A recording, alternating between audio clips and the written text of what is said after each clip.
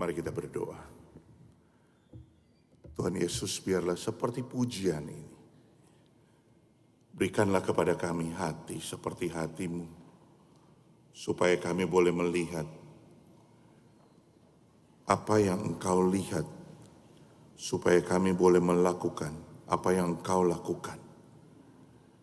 Biarlah kami juga boleh belajar terus daripada Engkau, supaya kami boleh menyenangkan hati-Mu, dan kami boleh memiliki hati seperti Engkau. Biarlah Roh-Mu yang kudus juga yang berkuasa atas kami semua pagi ini. Di dalam nama Tuhan Yesus kami berdoa. Amin. Jemaat dipersilakan duduk.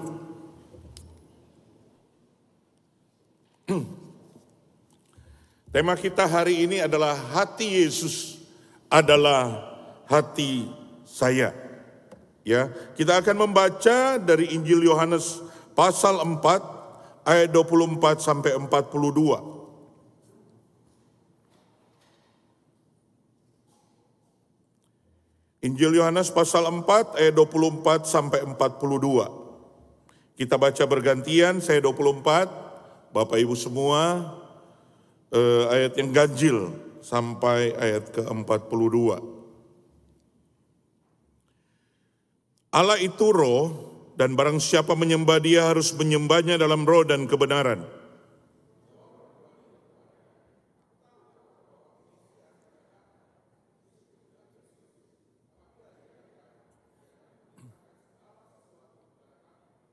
Kata Yesus kepadanya, akulah Dia yang sedang berkata-kata dengan engkau.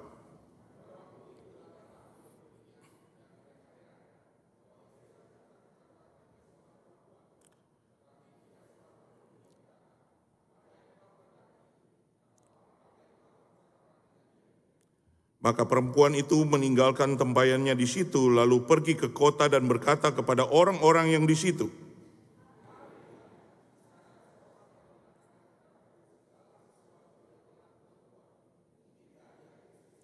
maka mereka pun pergi keluar kota lalu datang kepada Yesus.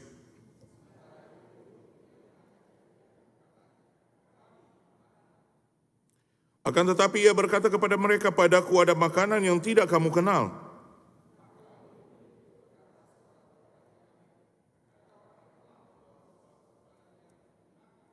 Kata Yesus kepada mereka, makananku ialah melakukan kehendak Dia yang mengutus aku dan menyelesaikan pekerjaannya.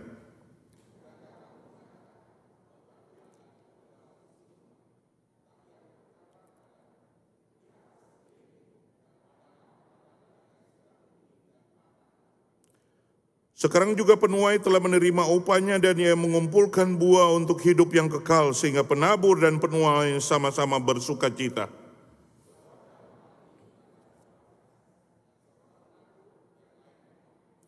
Aku menutus kamu untuk menuai apa yang tidak kamu usahakan. Orang-orang lain berusaha dan kamu datang memetik hasil usaha mereka.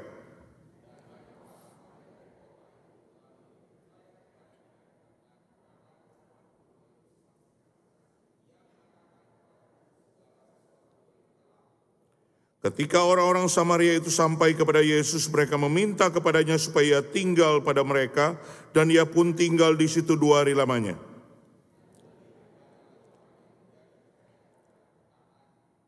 Dan mereka berkata kepada perempuan itu, kami percaya, tetapi bukan lagi karena apa yang kau katakan, sebab kami sendiri telah mendengar Dia, dan kami tahu bahwa Dia benar-benar juru selamat dunia. Sampai di sana pembacaan firman Tuhan. Bapak Ibu Saudara yang terkasih, ketika kita melihat bacaan ini, maka ini sebetulnya kisah yang menarik, karena ini adalah momen di mana Tuhan Yesus dari Yudea akan kembali ke Galilea dan Dia melewati Samaria. Nah, tidak biasa sebetulnya orang-orang Yudea itu ke Galilea itu lewat Samaria, karena memang ada masalah antara orang-orang Yahudi, Yudea dan Galilea dengan orang Samaria. Karena waktu Asyur itu menyerbu Samaria, maka sebagian orang Samaria itu dibawa ke Asyur. Kemudian orang-orang Asyur dan berbagai negara jajahan daripada Asyur itu dibawa ke Samaria. Dan setelah lama ternyata mereka akhirnya orang-orang Samaria ini kawin mengawinkan dengan orang-orang Asyur dan orang-orang sekitarnya. Dan sebenarnya itu dilarang oleh Musa pada waktu itu. Gak boleh, dilarang oleh Tuhan melalui Musa. Gak boleh kawin mengawinkan dengan orang-orang bangsa-bangsa lain. Sehingga ketika mereka sudah hidup kawin mengawinkan dengan bangsa yang lain, apa yang terjadi? Orang Yahudi yang ada di Yudea dan yang di Galilea tidak mau berhubungan dengan orang Samaria. Karena mereka menganggap mereka kafir, bahkan mereka seringkali menyebut mereka sebagai anjing. Ya, karena mereka sudah tidak hidup seperti yang diperintahkan Tuhan atau yang dikatakan oleh Musa. Nah, pada perjalanan Tuhan Yesus dan murid-murid menuju ke Galilea, Tuhan Yesus mampir di Samaria dan dia mampir ke satu sumur. Dan di sana ada perempuan yang datang untuk menimba air. Dan Tuhan Yesus berkata, bolehkah kamu memberikan aku air? Terus perempuan ini berkata, masakan kamu orang Yahudi meminta minum kepadaku, orang Samaria, karena mereka tidak berhubungan. Tetapi Tuhan Yesus berkata, kalau kamu tahu siapa yang minta air kepadamu, niscaya kamu akan berikan kepadanya. Karena kalau kamu minum dari air ini, kamu akan haus lagi. Tetapi air yang akan kuberikan kepadamu, itu adalah air yang akan mengalir di dalam dirimu, di dalam hatimu, sampai kepada kehidupan yang kekal. Nah, pembicaraan itu terus berlanjut sampai Tuhan Yesus, perempuan ini berkata bahwa kami itu menyembah Tuhan di Gunung Gerizim, tapi kamu menyembah Tuhan di Yerusalem. Tapi Tuhan Yesus bilang, ayat 24 yang kita baca tadi, saatnya akan tiba, dan sudah tiba sekarang, bahwa kamu akan menyembah Bapa di dalam, menyembah Allah di dalam roh dan kebenaran. Ya, kamu akan menyembah Bapa di dalam roh dan kebenaran. Nah, di dalam melalui bagian ini kita akan melihat dua hal, bagaimana sebetulnya supaya kita memiliki hati Yesus. Yang pertama, Bapak Ibu Saudara, untuk kita mengalami hati Yesus, memiliki hati Yesus, kita harus mengalami pembaruan dalam Yesus. Untuk kita boleh memiliki hati Yesus, kita harus mengalami pembaruan dalam Yesus. Bapak Ibu Saudara, kalau kita melihat di dalam bagian ini, perempuan itu datang ke sumur itu. Kenapa? Karena dia butuh air. Kebutuhan yang primer, kebutuhan yang utama di dalam hidupnya. Dan itu menjadi fokus utama dia. Dia mencari apa yang dia perlukan pada saat itu. Dan tentu kita juga sama, ya. Tetapi di dalam bagian ini kita melihat sesuatu yang menarik. Karena kalau kita membaca di dalam bagian ini ayat 28, ya. Ayat 28, di sana dikatakan, maka perempuan itu meninggalkan tempayannya di situ, lalu pergi ke kota dan berkata kepada orang-orang yang ada di situ. Kebutuhannya dia adalah apa? Kebutuhan untuk mendapatkan air. Kebutuhan dia adalah kebutuhan untuk memenuhi apa yang menjadi kebutuhan primernya dia. Dan dia datang ke tempat itu, fokus utamanya adalah apa? Untuk memenuhi apa yang dia butuhkan itu. Tapi waktu dia bertemu dengan Yesus, terjadi suatu pembaruan yang luar biasa. Tuhan Yesus mengalihkan dia dari fokus kepada diri, fokus kepada air yang nanti akan hilang itu, fokus kepada apa yang menjadi kebutuhan primernya dia, menjadi fokus kepada Kristus. Suatu pembaruan yang Tuhan kerjakan di dalam dirinya yang luar biasa itu. Dia datang pada siang hari, kenapa? Karena dia tidak mau dilihat orang. Dan untuk memenuhi kebutuhan itu dia bisa melakukan berbagai cara, termasuk gak usah ketemu dengan orang lain. Ngapain saya harus ketemu? Tetapi menarik, waktu dia mengalami pembaruan di dalam Yesus, apa yang terjadi? Dia tinggalin tempayannya dan pergi kepada orang-orang di kotanya. Aneh sebetulnya. Benar gak? Dia gak mau ketemu orang, tapi karena setelah dia ketemu dengan Yesus, terjadi transformasi dalam dirinya. Dia tidak mementingkan lagi apa yang dia butuhkan. Dia tidak mementingkan lagi apa yang menjadi kebutuhan utama dia. Dan bahkan dia tidak peduli lagi kenyamanannya dia. Dia melarikan diri dari orang, tidak mau bertemu. Tapi setelah dia bertemu dengan Yesus, dia berfokus kepada Yesus. Dia mengalami transformasi. Dan dia berfokus pada Yesus. Yesus bilang, kamu pergi. Kenapa? Karena memang tadi di dalam bagian percakapan mereka, Tuhan Yesus bilang kepada dia. Ya, Tuhan Yesus bilang, kamu bawa suamimu ke sini. Terus perempuan bilang, aku gak punya suami. Tuhan Yesus bilang, benar. Karena kamu sudah punya 5 suami. Dan yang bersama dengan kamu saat ini, itu bukan suamimu. Itu bukan suamimu. Nah, pertemuan dia dengan Yesus ini membuat dia diubahkan. Yang tadi dia menghindari orang, ya sekarang dia pergi. Mencari orang. Menemukan orang. Dan memberitakan Yesus kepada mereka. Ini luar biasa sekali. Terjadi transformasi di dalam dirinya. Yang kedua, untuk kita memiliki hati Yesus, kita harus mengalami kelimpahan di dalam Yesus. Harus mengalami transformasi dulu, kemudian kita mengalami kelimpahan di dalam Kristus. Kelimpahan dalam hal apa, Bapak Ibu Saudara? Kelimpahan di dalam kasih Kristus. Kita kalau ketemu orang ya, kalau kita tahu dia berdosa, baru ketemu aja kita sudah pikir berdosa kepada dia. Kita sudah menghakimi dia. Tetapi menarik Tuhan Yesus. Tuhan Yesus tahu dia perempuan berzina. Tuhan Yesus tahu dia punya 5 suami.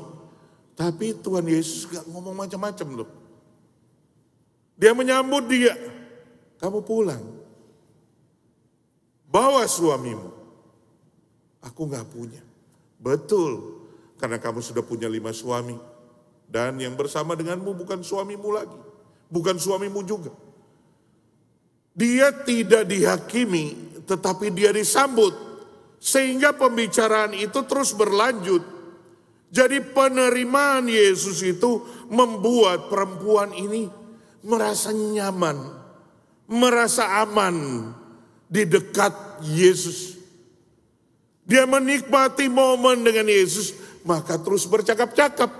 Ya, iya, nyambung lagi dengan yang tadi. Oh, kami itu menyembah di Gunung Gerizim, kamu menyembah di Yerusalem. Tuhan Yesus bilang akan datang waktunya. Kamu tidak menyembah lagi di sana.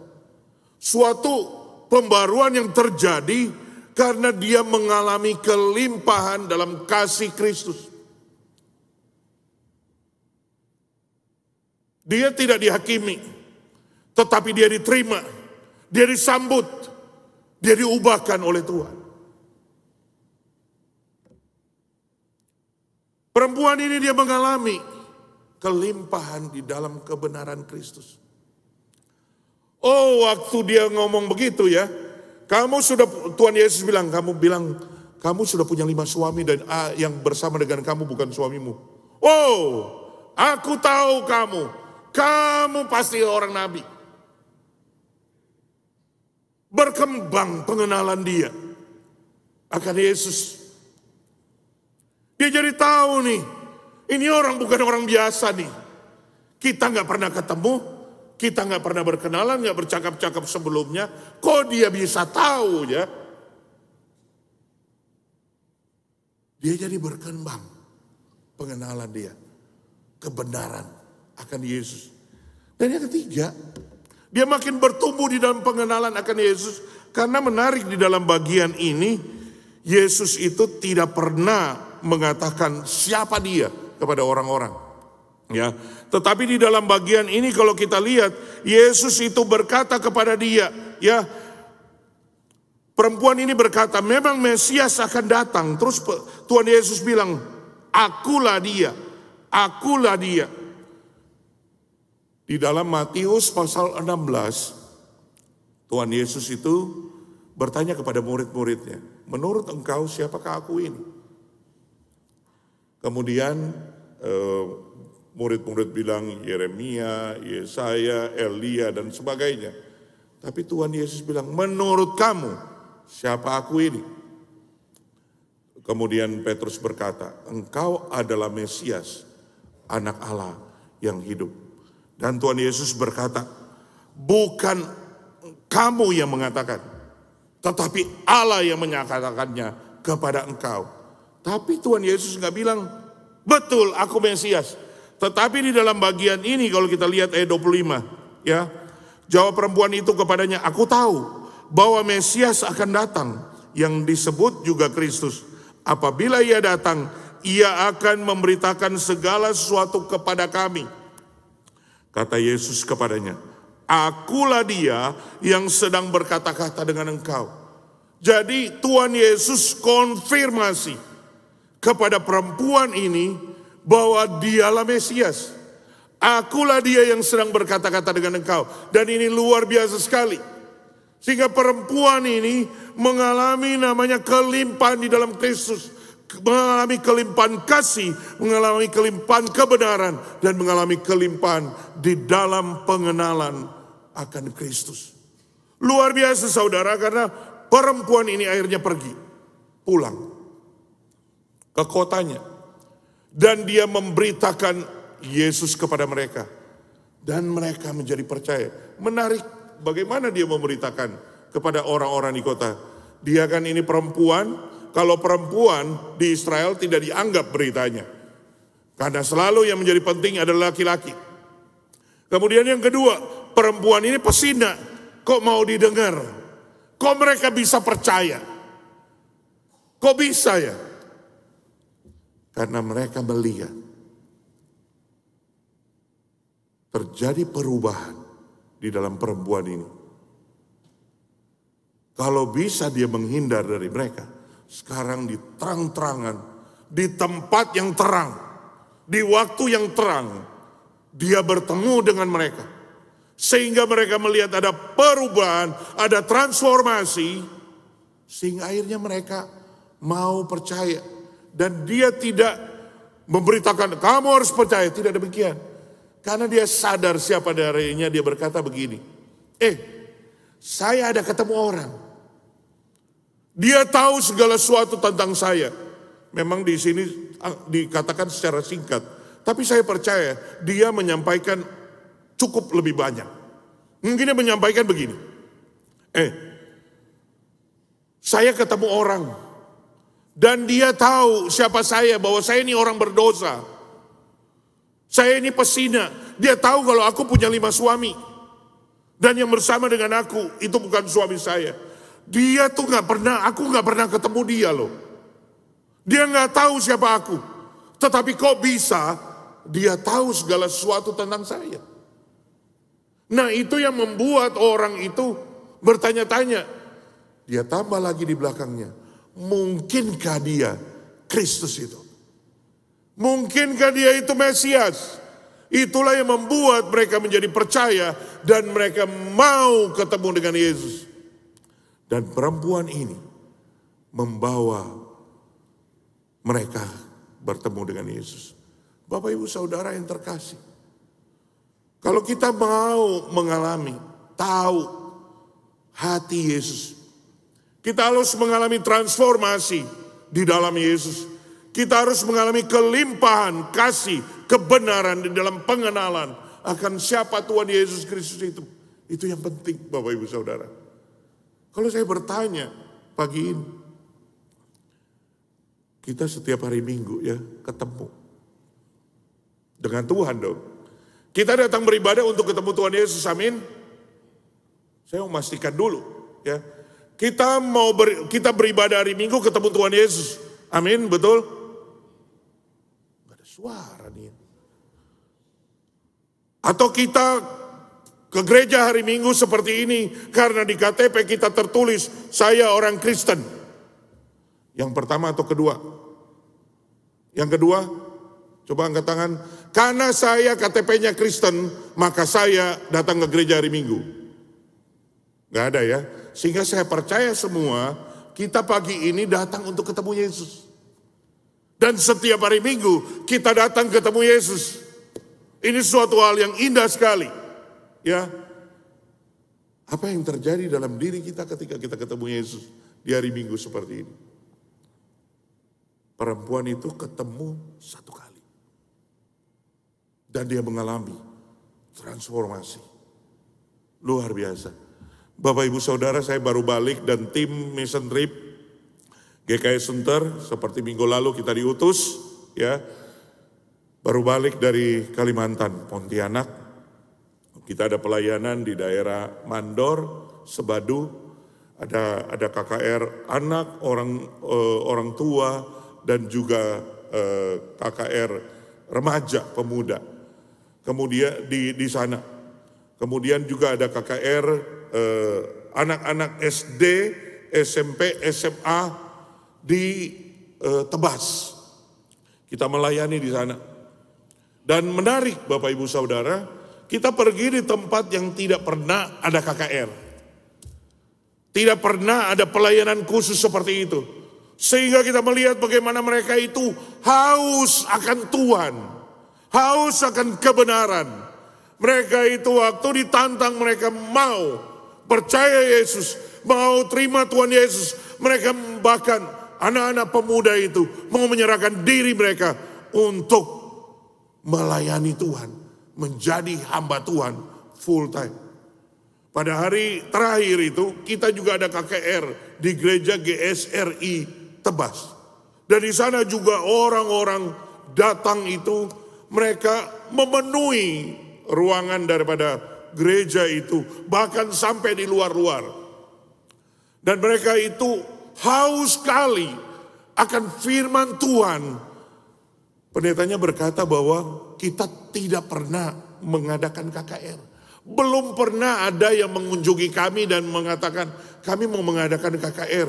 Sehingga mereka itu haus sekali, rindu sekali. Nah 3 bulan sebelumnya kita udah minta kepada Pendeta Haniel itu untuk coba sampaikan kepada jemaat untuk menuliskan nama-nama orang-orang yang akan didoakan. Saudara mereka, tetangga mereka, supaya bisa diundang diajak. Nah 1 hari sebelum kita ada KKR itu, mereka itu kita besuk. Kita besuk, kita undang. Ada 3 tim yang pergi ya untuk pergi ke beberapa tempat. Nah saya dengan pendeta itu juga Haniel itu gembala di GSRI Tebas pergi ke ada 1 jemaat. Sudah lama tidak ke gereja, ya. Orang tuanya dari sisi mamanya, opa-omanya dari sisi mamanya itu orang Kristen. Jadi mamanya orang Kristen, papanya bukan. Terus dia itu kecil udah menjadi Kristen. Sudah ke gereja, tetapi akhirnya setelah remaja besar sudah nggak datang lagi. Ya. Kemudian dia sakit, suami juga sakit. Kemudian saya beritakan Injil. Saya beritakan Injil, belum selesai. Dia udah pindah ngomong yang lain. Ya kita ngikutin. Saya beritain Injil lagi, belum selesai dia pindah lagi ke yang lain. Jadi sambil beritain Injil, saya terus berdoa juga di dalam hati.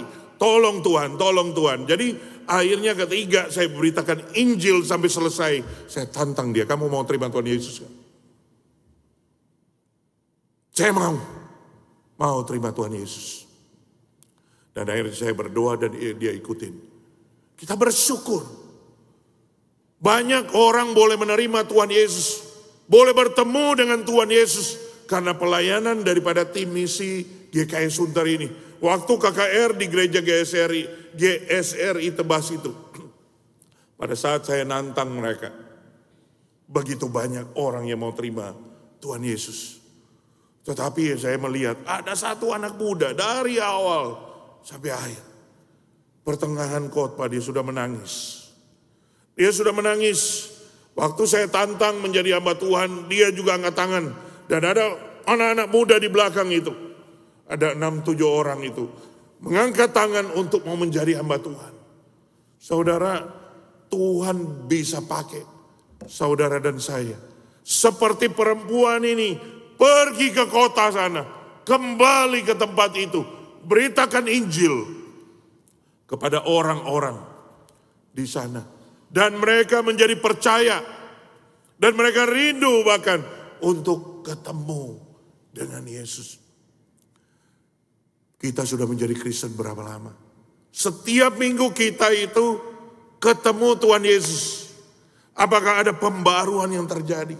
Apakah kita semakin berlimpah di dalam kelimpahan kasih, kebenaran, dan pengenalan akan Kristus?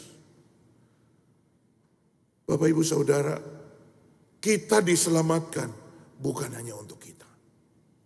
Tetapi kita diselamatkan juga untuk orang-orang lain yang belum mengenal Injil.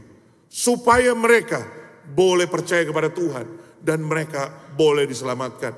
Bapak Ibu Saudara, di depan-depan rak-rak Bapak Ibu Saudara itu ada kartu doa. Kita nanti tanggal 24 ya, September ini, tanggal 24 September ini kita ada KKR, ya, KKR di minggu keempat di 4 kebaktian. Mari Bapak Ibu tuliskan nama di sana supaya kita hamba-hamba Tuhan boleh doakan, tim misi juga boleh doakan supaya orang itu pada hari hanya boleh diajak. Kadang kita kesulitan mau ngajak cuma waktu tertentu. Ini kita bisa ajak sesuai dengan orang itu mau atau sesuai dengan waktu kita. Pagi jam 7, jam 9, jam 11, jam 17. Jadi KKR di dalam 4 kebaktian. Mari Bapak Ibu kita ambil bagian. Supaya kita boleh menjadi alat anugerah Tuhan. Kita memiliki hati Tuhan untuk membawa jiwa kepada Tuhan. Kita boleh menjadi berkat. Kita menutup dengan satu klip. Saya persilakan.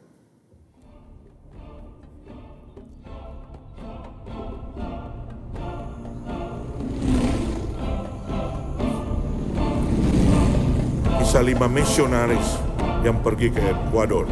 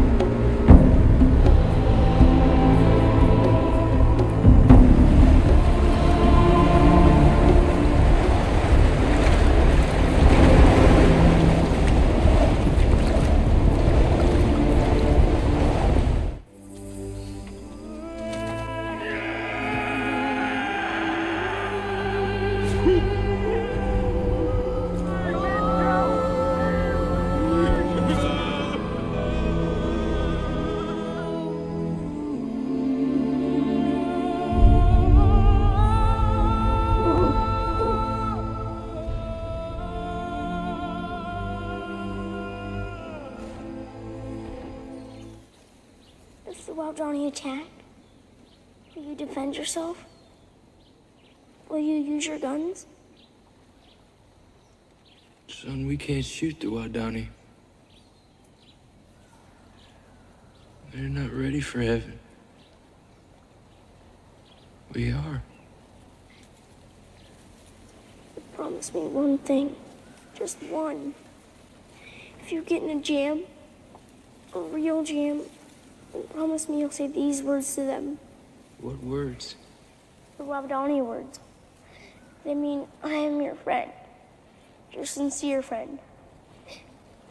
Bua Bia Unumba. Bua Bia and Numba. Numbwa. Buabia numbwa.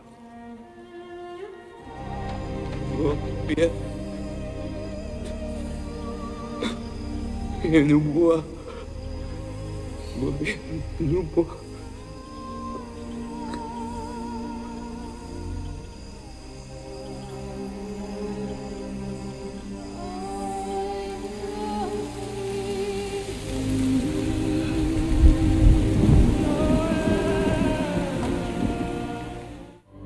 주님이 홀로 가신 그 길 나도 따라가오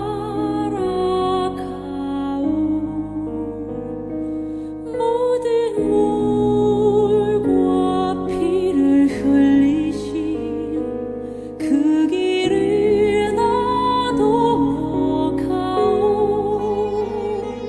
험한 산도 나는 괜찮소 바다 끝이라도 나는 괜찮소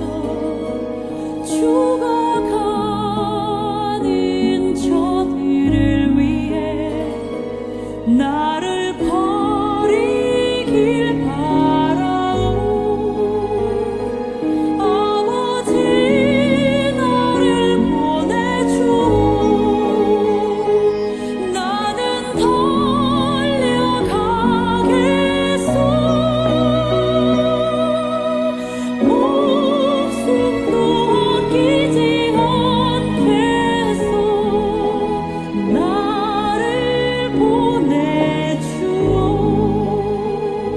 아버지 나를 보내주오 나는 달려가겠소 목숨도 아끼지 않겠소 나를 보내주오 세상이 나를 미워해도 나는 사랑하겠소 세상을 구원한 십자가 나도 따라가오 생명을 버리면서까지 나를 사랑한 당신 이 작은 나를 받아주오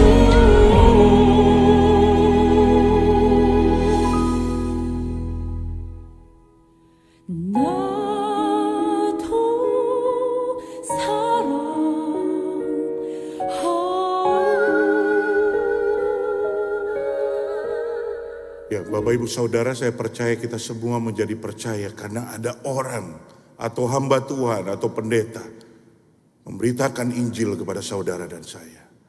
Mari saat ini kita juga boleh memikirkan, mendoakan satu orang untuk kita bawa pada tanggal 24 September nanti supaya mereka boleh mendengarkan Injil Tuhan. Kita berdoa. Tuhan Yesus, terima kasih untuk firman-Mu. Kami terus mau belajar akan Engkau, terus ingin mengenal akan kebenaran-Mu, akan cinta kasih-Mu ya Tuhan. Dan biarlah kami boleh berlimpah di dalam kebenaran-Mu, cinta-Mu, dan dalam pengenalan akan Engkau. Berkati kami ya Tuhan, karena kami tahu kalau kami tidak mengalami kelimpahan di dalam kasih-Mu, kami tidak tahu bagaimana mengasihi orang-orang yang belum percaya.